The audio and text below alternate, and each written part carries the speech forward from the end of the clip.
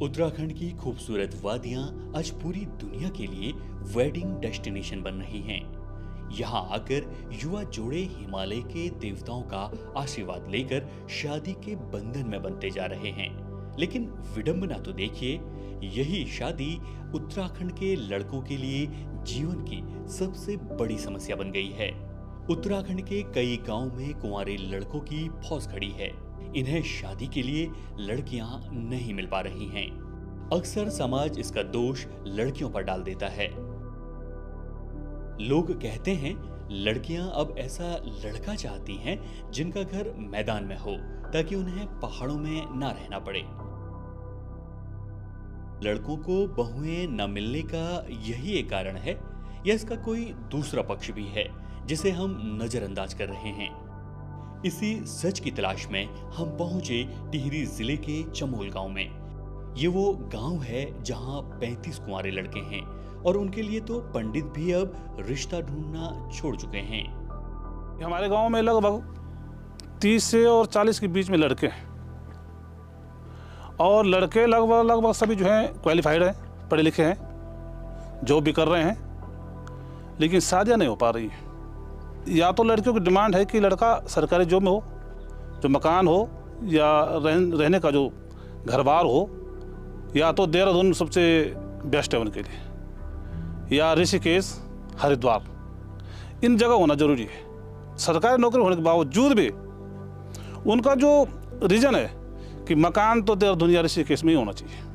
लड़कियां जो ये कह रही हैं उनसे डिमांड कि अगर तुम्हारा गांव से संबंध है, गांव में रहना है, तो तब हम तैयार नहीं हैं। वो तो उम्मीद ही नहीं है अब की, वो तो उम्मीद छड़ा लिया मुना 40 ऊपर चली गया।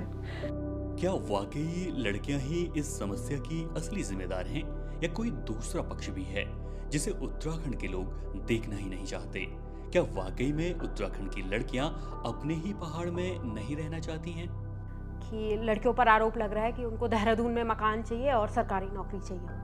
अभी 2 हफ्ते पहले की खबर है कि हाथ की हड्डी टूटी, और किसी उत्तरकाशी की खबर है हाथ की हड्डी टूटे हुए का इलाज करने के लिए देहरादून आना पड़ा। 280 किलोमीटर के अराउंड दूरी है।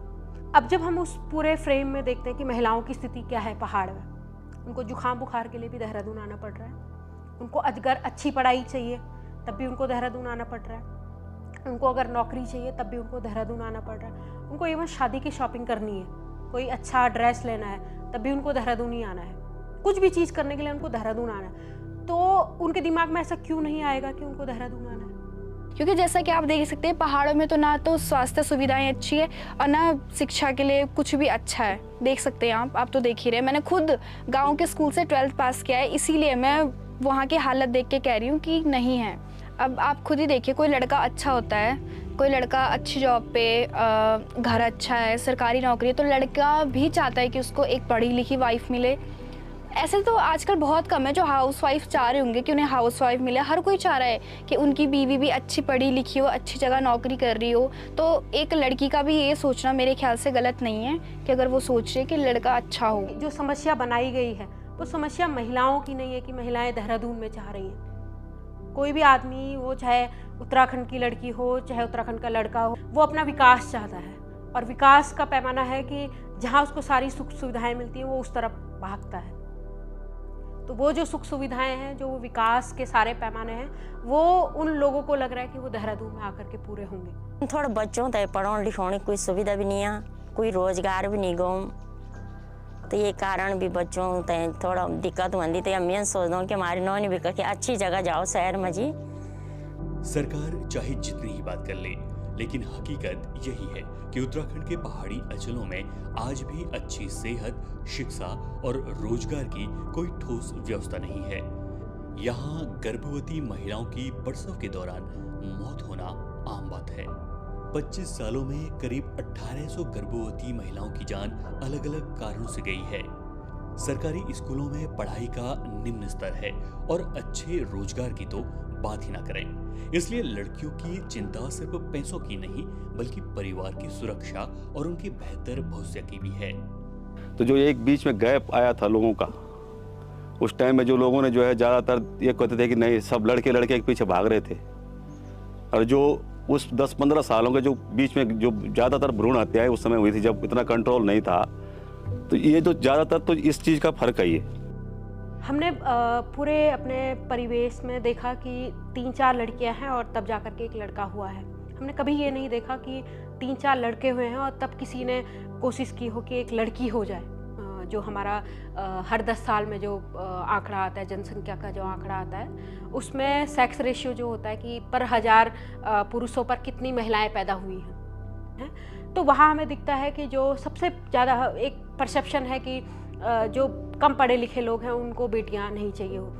लेकिन जब हम देखते हैं कि 2011 का जो आंकड़ा है, जनसंख्या का जो आंकड़ा है, वो कहता है कि जो सबसे ज़्यादा पढ़े लिखे लोग थे, जो शहरों में रह रहे थे, जो आर्थिक तौर पर जो सशक्त लोग थे, जो सेक्स रेशियो है सबसे कम उन्हीं लोगों में था। इसका मतलब है कि ज़बरदस्ती लड़कियां मारी गई लड़कों की चाह। तो आज वही समाज जिनको लड़कियां नहीं चाहिए हो रही थी, आज वही समाज इस बात से परेशान है कि उनको बहुएं नहीं मिल रही हैं। और अभी जब हम इसको आगे देख रहे हैं कि अभी वाले सीन में जब बहुएं नहीं मिल रही हैं, तभी भी कोई आंकड़े बहुत अच्छे नहीं हैं। नेशनल फैमिली हेल्थ सर्वे एक निकलता है 2015-16 का जो डेटा है उत्तराखंड का, उसमें 1000 जो 0 से 5 साल तक के जो बच्चे हैं उनके बीच में सेक्स रेशियो है वो है 1000 पर 888 लड़कियां पैदा हुई हैं, केवल 888। अभी वो सुधरा है 2019 से 21 के बीच में वो सुधरा है, 964 का वो सेक्स रेशियो है। उसी आंकड़े में आप देखेंगे कि देहरादून में जो उसका जो डेटा है वो कहता है कि 823 ही लड़कियां पैदा हुई हैं। ज्यादातर लड़के मानते हैं कि पहाड़ों में अच्छे रोजगार के मौके व सुविधाओं की कमी ही शादी न होने का सबसे बड़ा कारण बन रहा है। ये मेन चीज़ है कि हमारा जितना गाँव है उत्तराखंड का वो बर्बाद हो गया। न तो वह शिक्षा का हालत अच्छा, न वह स्वास्थ्य का हालत अच्छे, न वह रोड अच्छे। अब हर कोई चाहूँ कि यार हम तो ये जो बेसिक चीज़ें शिक्षा स्वास्थ्य संबंधित यू यार मिलन कि बच्चों तक भटकना पड़े हो या जमाना जैसा आदमी परेशान है। अगर गाँव में ये चीज़ अच्छी होती तो शायद कुछ और भी परिणाम हो सकता था। जो तो आदमी सपना है ना गाँव होने सावन देखे जाओ ना कि यार 30-35 मिनट 10-15 तो यानी वो लगे जो उम्मीद ही छोड़ा ले बिल्कुल, मतलब कि उनको यह ना किया अब यार बोले कि नहीं हो तो ठीक है। अब माना आदमी 40-45 हम ब्याह कर लूँ तो कहते हैं ब्याह नहीं मुसीबत होने लगी। अगर दिखे जाओ तो कहते हैं मुसीबत ही था। अगर वो 45 साल में ब्याह कर दो अगर नौनियाल बोला मैंने 45 हम करने तो तब तो बाबा तो चल जाना तब रे। तो ये नहीं कि उनके सोचना बुरा है या कल के दिन मैं भी सोचूं कि भाई देहरादून में घर हो, वो भी बुरा नहीं है, लेकिन कहीं ना कहीं पहाड़ों पे भी ध्यान देना ज़रूरी है। देखो आजकल हर किसी को एक परफेक्ट सेटल आदमी चाहिए होता है। 20-25 की एज तक आदमी पढ़ाई करता है, फिर उसके बाद कोर्स वोर्स जो भी करेगा, फिर इंटर्नशिप करेगा तो 30 साल तो ऐसे ही हो जाता। फिर अपनी जॉब करेगा तो जब तक वो अच्छी एक उस पोजीशन पे आएगा तो 34-35 एज तो नॉर्मल ही है अगर एक सक्सेसफुल इंसान रहना है तो। शादी ना होने की समस्या पहाड़ बनाम मैदान की नहीं, यह पहाड़ बनाम विकास की है। पसंद नापसंद से आगे बढ़कर हमें उन जरूरी मुद्दों पर काम करना होगा जो लोगों को पहाड़ों पर रुकने के लिए प्रेरित करें। इस बारे में आप क्या सोचते हैं? अपनी राय हमें कमेंट बॉक्स में जरूर दें।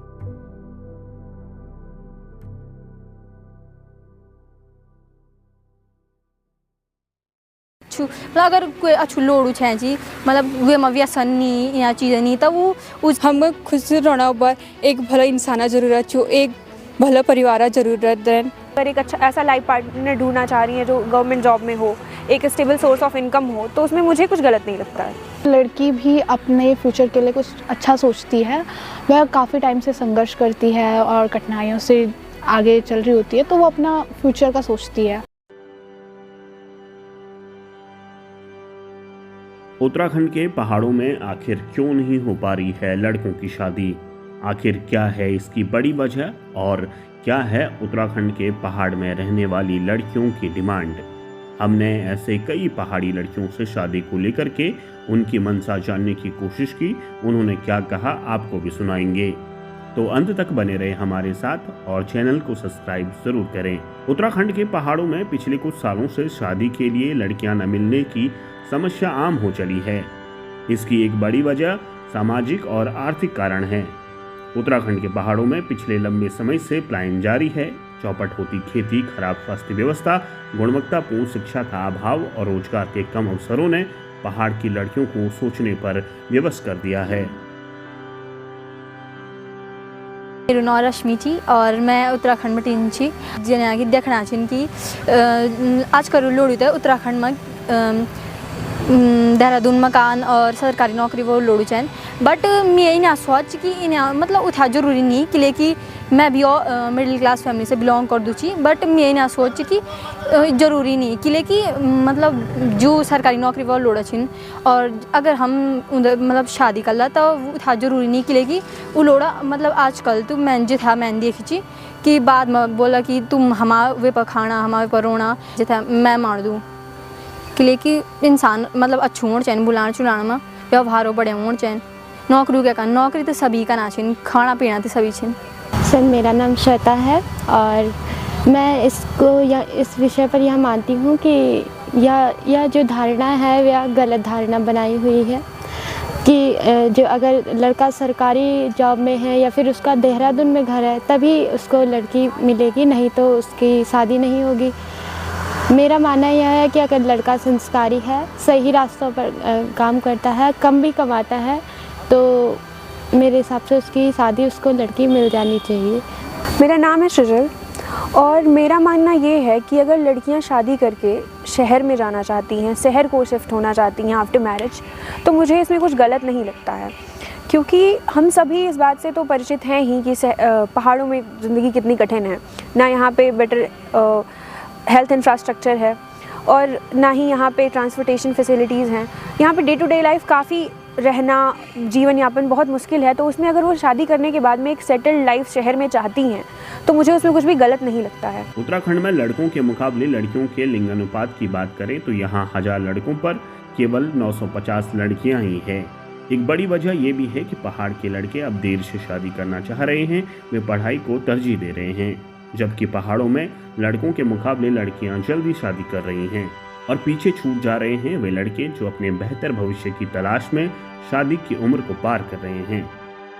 मेरा नाम स्मिता ममगाई और जो हमारे पहाड़ों में जो सबसे बड़ी प्रॉब्लम है कि लड़कों को लड़कियां नहीं मिल रही है उनकी शादी के लिए, क्योंकि मेरा मानना ये है कि लड़कियां ये चीज़ सोचती हैं कि उन्होंने अपने घर की परिस्थितियां देखी होती है कि हमारी मम्मियां कितना काम करती है और कोई भी लड़की ये नहीं चाहेगी कि वो सारा जीवन लकड़ी में खाना बनाए या उसको सुविधाएँ कम मिले। इसलिए वो चाहते हैं कि हमारा मतलब मेरा जो पति हो उसका घर देहरादून में हो। मेरा नाम अंबिका है और मैं टिहरी गढ़वाल की रहने वाली हूँ।